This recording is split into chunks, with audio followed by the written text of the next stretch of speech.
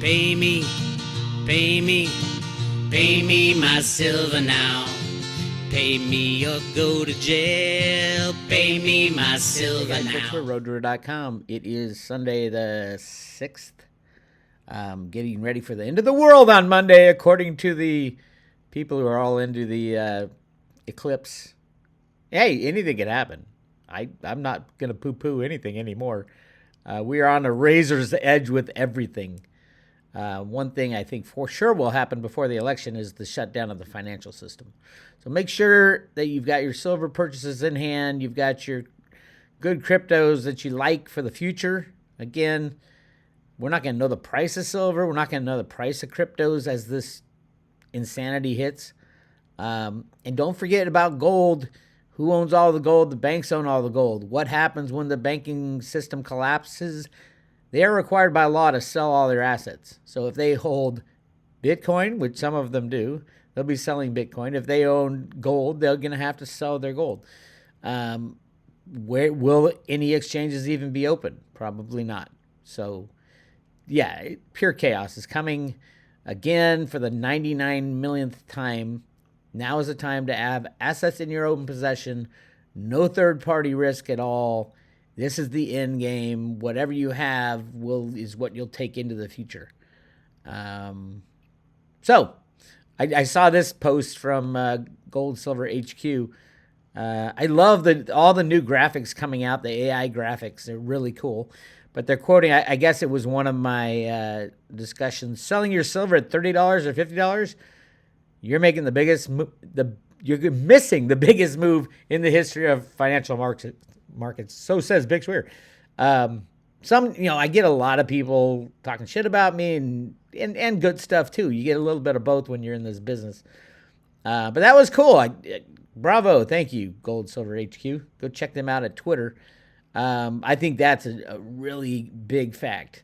People are looking at the $30 thinking, oh my God, they protected $30 back when we had the silver squeeze. It wasn't really a silver squeeze, but it was a problem for the banking cabal. And they were afraid of $30. So when we blow by $30, our next target is really $50. They'll probably run like a hot knife through butter up to $50. And I don't think it's going to wait long at 50. I mean, people by now, nobody remembers the 1980 $50 silver. Nobody remembers the 2011 $50 silver. The reality is that the vast majority of even silver investors are new investors. It's crazy. A lot came over because of crypto. They saw crypto and they're like, oh, well, the cryptos don't necessarily have to be around. Some of them are bad. What else can we invest in? What will be the alternatives to the number one thing we're trying to protect ourselves from, which is the collapse of the unbacked fiat monetary system, the abuse of our government of the money printing machine. It's not even a money printing machine anymore. It's an electronic blip. The difference between $100 billion and $1 trillion to the Fed is a little tiny zero in the computer. It's shocking when you think about it, but it is a faith in the faith and credit of the United States of America has been destroyed. But in relation to everything else, people go, well, why hasn't the dollar been crashed? In relation to everything else, it's the best in the shit heap. Everybody's printing. And that's just what they tell us. The United States of America prints stuff and doesn't even tell us.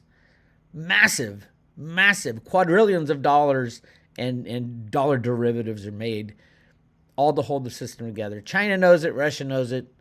And China's fighting that right now. Let me get to that.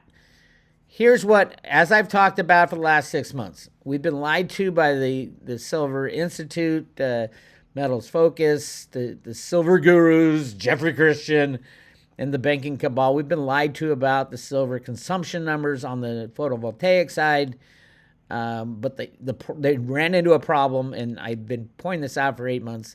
And that problem is that because the solar industry is regulated pretty much around the world, they have to record how much solar power installations are going on. It's part of the regulatory process in the entire world. Every country says, okay, you're an energy producer. Let us know, because we look good if we're putting in solar, so we want to know.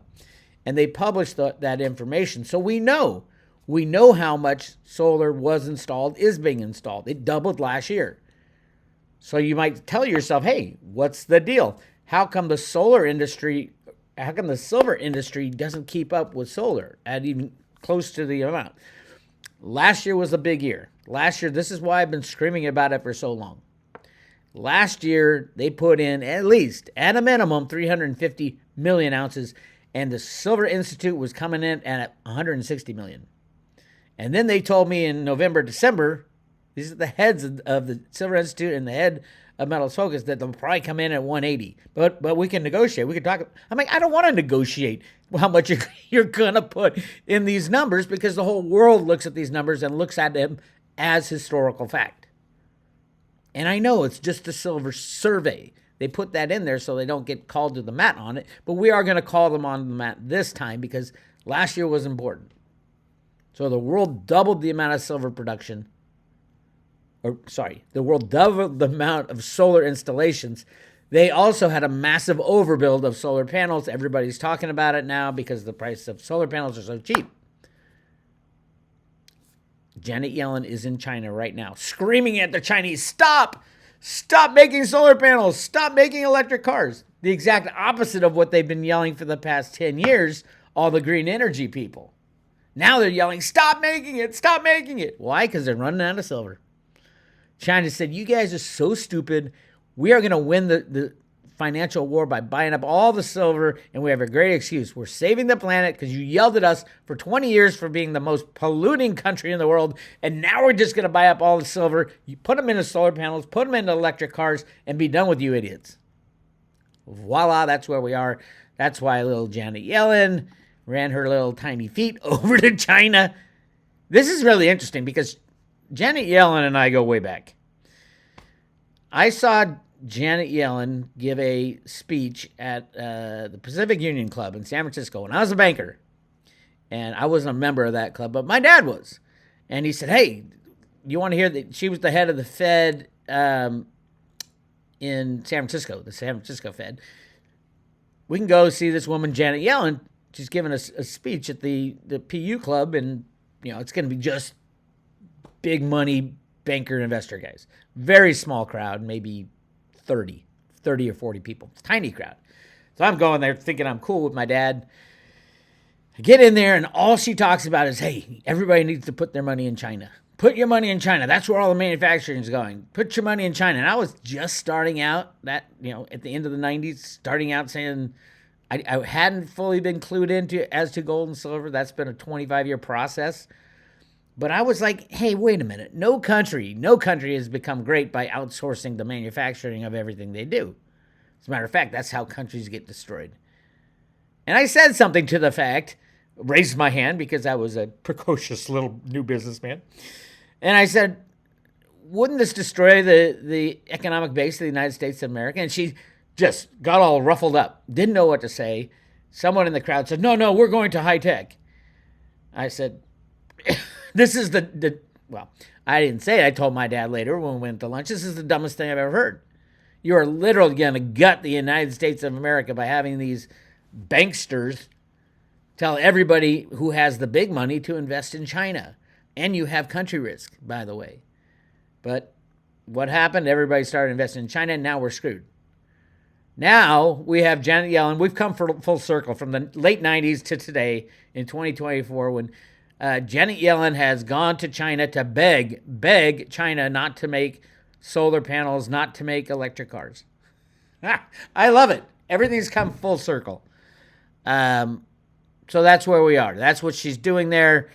She's claiming victory. She's taking a book out of Austin Goolsbee playbook. If you build it, they will come. Never, always lie to the people. That's what Larry Summers taught Austin Goolsbee. These are the finance guys out of Obama administration, and Goolsbee's still around. That's what Larry Summers taught at Harvard. How to lie to get you never tell the truth. Always lie.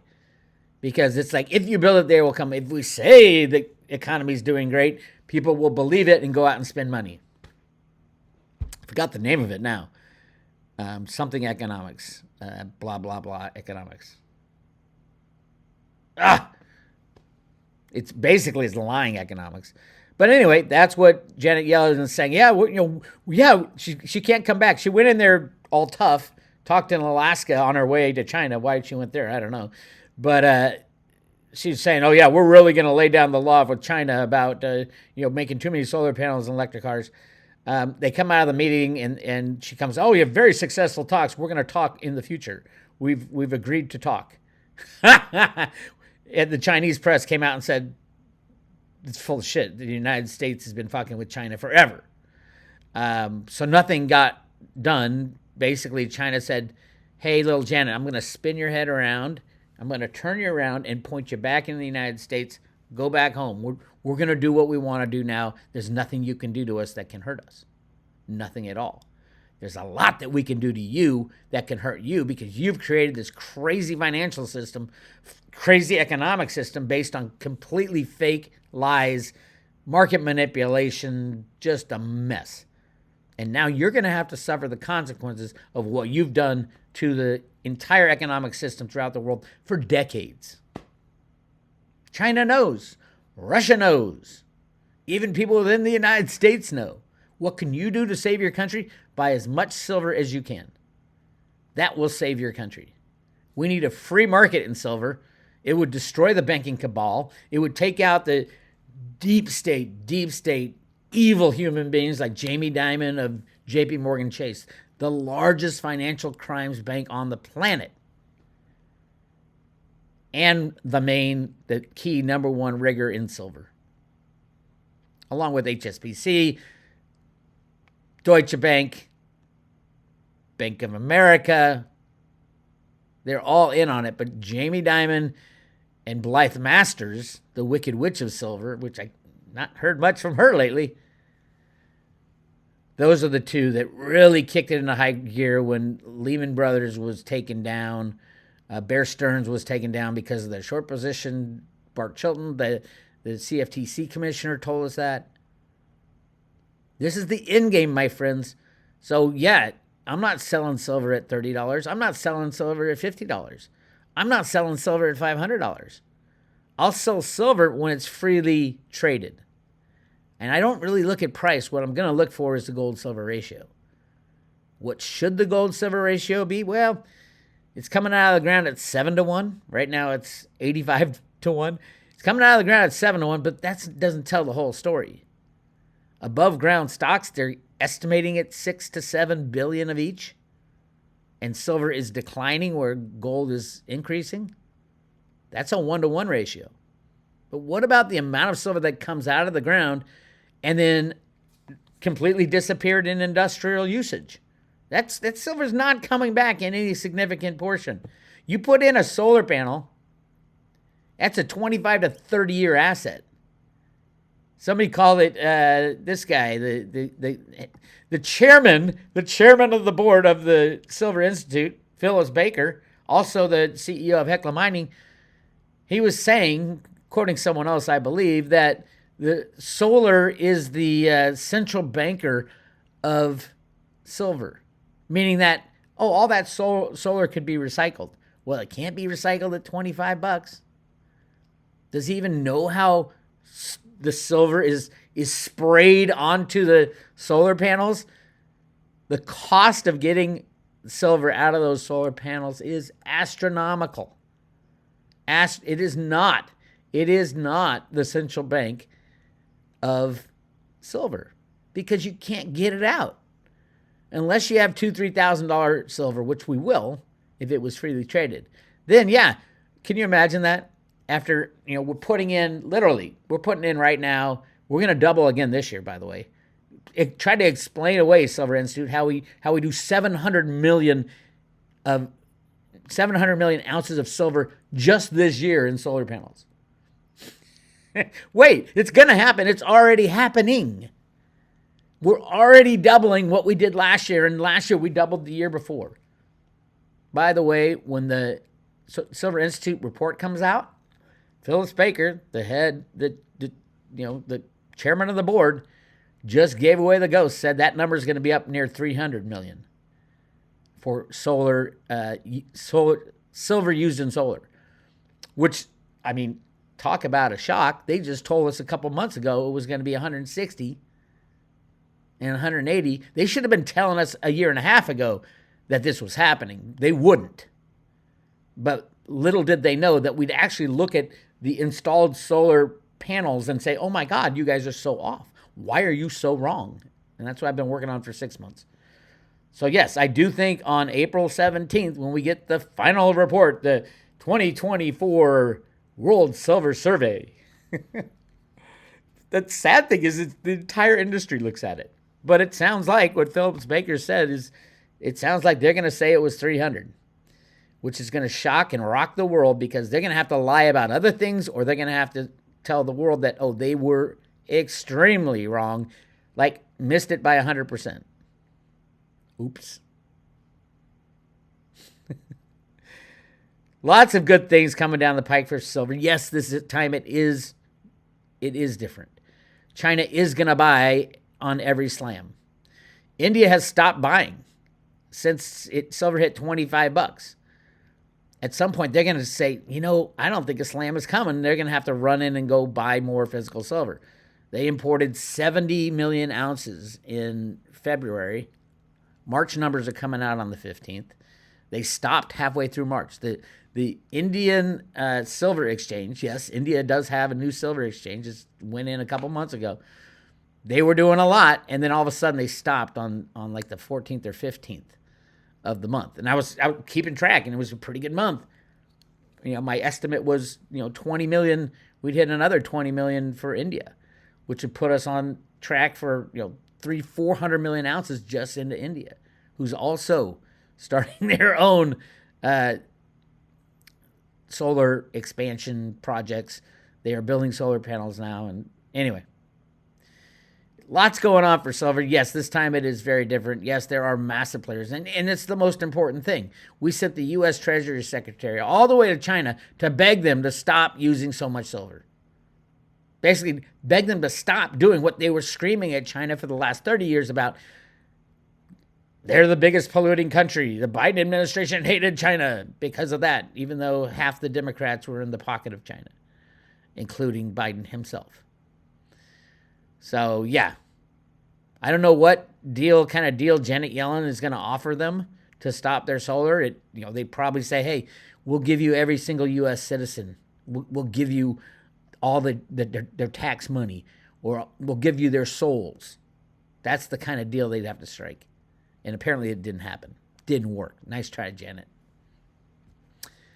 Really interesting here. Nobody's said anything about this yet. Mike Gallagher, a Republican congressman, stepped down out of the blue. Mike Gallagher, former Marine officer, fresh face of 2016, young idealist with enough honors to fill a trophy case, is quitting his congressional seat as of April 19th. What? The high school valedictorian, Princeton undergrad, Georgetown PhD, was elected to the House of Representatives before his 33rd birthday. His intellect and eloquence made him a leader in the Republican caucus, someone capable of wielding not just votes, but ideas to influence policy. Former Speaker Kevin McCarthy acknowledged Gallagher's status among his colleagues in 2023 when he picked him to chair the newly formed House Select Committee on Chinese Communist Party. Why do you think he's leaving? Something's going down so big. Why do they send the head of the Treasury to China? Why is the guy in charge for Congress, in charge of the China, keeping an eye on China? Why is he literally all of a sudden running away? Gallagher was a fervent advocate for strengthening our China policy, and his ideas and passion drove the agenda of the 24-member committee. It is unclear why Gallagher, a generational talent, is abandoning his seat halfway through his term. To spend more time with the family, or perhaps, more cynically, to work for the defense giant Palantir. He's leaving. This is part of the battle. I don't know what part. I don't know.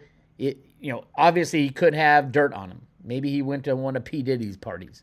By the way, if you didn't know, P. Diddy is now the new Epstein, and all the people who went to his parties are getting like, everybody's looking at him like, oh my God, you're part of that pedo cabal. Anyway, no, I don't know anything about Mike. I would think he'd be a patriot. So I would think he's leaving for a reason. Something's about to happen with China and the U.S. I do think I had a three-prong theory. When Trump was president, he went to Xi and he went to Putin. He said, okay, here's what we're going to do to take out the deep state, because they're everywhere. They're almost impossible to take out, the banking cabal and the deep state. I'll be the bad guy first, Trump said, which he was when he was president. Everyone's, bad guy, redhead bad, or whatever they were saying, right? Red man bad. And then Putin said, I'll be the bad guy second. And Xi said, I'll be the bad guy last. So we already had Trump. Now it went to Putin. And now it's going to Xi. No doubt in my mind he's going to invade Taiwan at some point, probably right around election time. Is that a good or bad thing? I don't think it's going to be we're going to take over and bomb you, because he wants their manufacturing capacity, the largest manufacturer of computer chips on the planet. That's where they're all made. It is going to happen. Biden will be seen as the nincompoop that he is. Maybe that's what Janet Yellen went over there to say. Hey, if you stop buying silver for your solar panels, we're going to give you Taiwan without a fight. Don't put it past these people. And they think they can do that. They think it's fine. But we can save the financial system for another half an hour. Good luck with that. That's all I have to say. Good luck with that. So people are like, oh, no, solar's dead, because that's what the media in the U.S. tell you. Electric cars are dead. Solar's dead. I mean, at some point, you got to look at the American people and say, come on, people. You really believe the mainstream media? They're feeding us lies and everything. Why wouldn't they feed us lies about that? And they are. Absolutely. Chinese PV industry detained to procure 16 gigawatts of solar modules. Look at this, 13 gigawatts of TOPCon, which is like 30 to 40% more silver. I don't know what there's different types of TOPCon. And then 2 gigawatts of PERC. That's going to be the ratio. So this year, as they put in more and more solar panels, each solar panel on average will have probably 20% more silver in it. Just throwing out the Silver Institute and Metals Focus, their whole concept of, oh, no, there's thrifting. And guys like Jeffrey Christian, oh, they're thrifting silver out. That's bullshit. It's complete bullshit. So much more silver is going in the new panels, especially this year. TOPCon went 30% last year. It wasn't expected to do 30%. That's even more silver should be calculated into these numbers of silver used last year. This year, it's off the charts. My expectations, 80% TOPCon. That's 80% of the panels that go in are going to have 20 to 30 to 40, sometimes 40% more silver, but mainly 20 to 30% more silver than the PERC that's literally being phased out. And people said, well, no, Bix, you don't understand. There's these new technologies. The new technologies don't need any silver at all. I go, I know that, but they aren't being produced at all for installation, especially not mass produced, because it takes years to set these facilities up. This has been long in the making in China, and China does, 85% or so of all the solar panels on the planet. This is a war. They've built all the TOPCon facilities they need now. And that's why Janet Yellen's running over there. Don't do it. Don't do it. Don't do it, you little dumb shit. Anyway. Rooftop solar demand outpacing EU member states. Hey, wait a minute. I thought everything was, solar was dead. Report from the Climate Action Network in Europe says residential rooftop solar installations in the EU have grown 54% year on year for the first quarter. 54% growth in Europe. I thought everything was going down. No, that's what the U.S. media will tell you. And all these U.S. companies are going bankrupt in solar, absolutely. Because they can't make anything. They can't make anything that can beat China. But it doesn't matter. The U.S. doesn't matter anymore. That's what the big thing is. China's making all the solar panels and installing all the solar panels. Who cares what the U.S. does? Insignificant now. China and India have together, 3 billion people, and we have 300 million? Well, if you count the illegal aliens, 350 million? We are literally, we have taken our power position over the last 20 years and we have stuck it in a box on a shelf. We have let our leaders like Janet Yellen, who yelled at me for not understanding why we should give all our manufacturing to China back in the late 90s. We let people like that run us into the ground, and now we have to start fresh. So the best thing for the United States is to destroy the system. And we have the computers to do that. We invented the computer rigging programs. Alan Greenspan invented the electronic banking system back in the 70s. I've proven it 100 times. It's in the Road to Ruta documents out of the Fed. It's all obvious once you have been in it for 25 years like I have. We invented the electronic financial system. Alan Greenspan was the best financial computer programmer since the 60s. I mean, now he's really old. And they took over the computer models back in probably the mid-90s.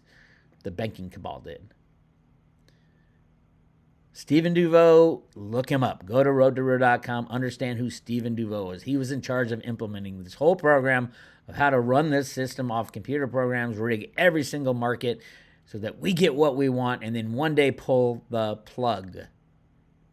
And when you pull that plug, the derivative bomb goes off, and voila, you have your ultimate goal of Alan Greenspan was to go back to a gold standard. There you have it.